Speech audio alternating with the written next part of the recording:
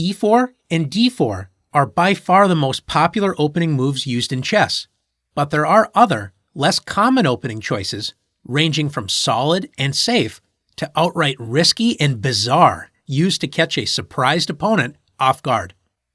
Let's take a look at these uncommon openings and learn how to deal with them when they are used against you. Of all the uncommon openings, the most popular is c4. This is known as the English opening. White develops a pawn that controls the d5 central square and opens up a diagonal for the queen.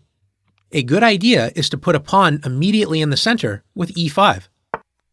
White develops a piece with knight to c3, controlling d5 and e4, and black plays knight f6, developing a knight toward the center.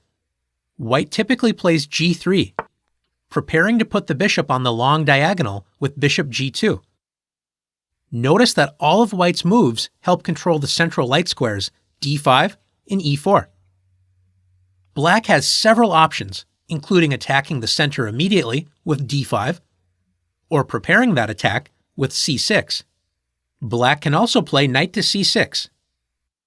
With so many ideas available, the English is a flexible opening that is often a quiet, positional game, but it can also open up and turn into a tactical battle. Another way to play against the English is by playing e6. Black is ready to strike in the center immediately with d5. And after knight to c3, d5, play often transposes into a queen's gambit declined after d4. The English is the most solid, offbeat opening when White does not open with e4 or d4. Now let's explore some other offbeat ideas. The next opening is a mirror opening to the English opening. After f4, this is known as the bird's opening. White moves a flank pawn to control a center square, in this case e5. This opening is considered risky for White as it immediately opens up the e1 to h4 diagonal, weakening White's king.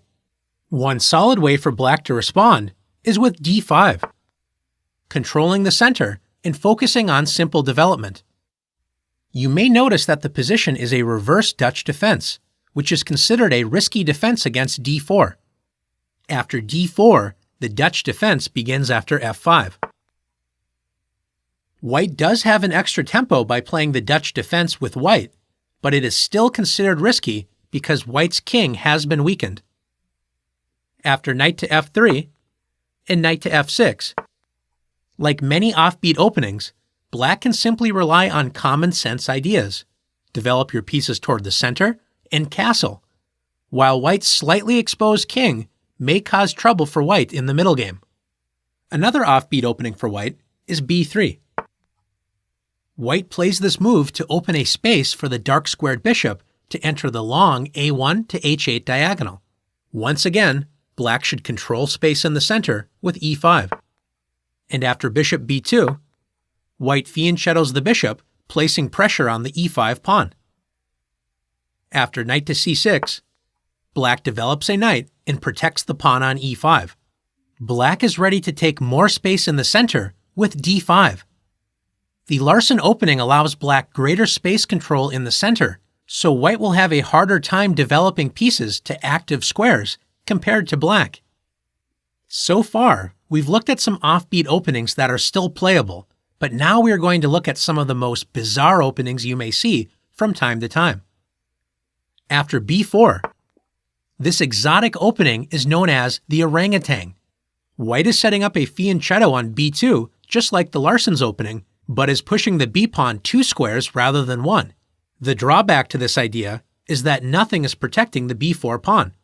Like most other uncommon openings, Black controls the center with e5, grabbing the center and opening up an attack on the unprotected b4 pawn.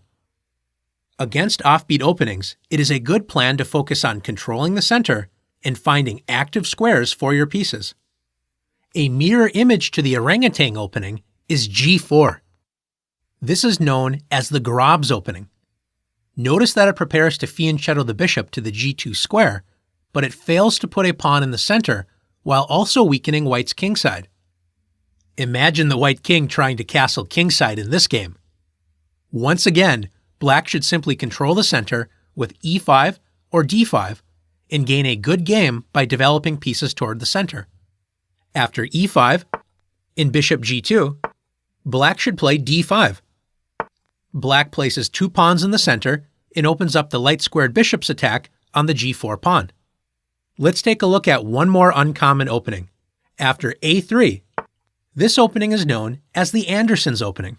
This opening does not help with white's development, but it is at least not as harmful to white's position as the reckless Grob's opening.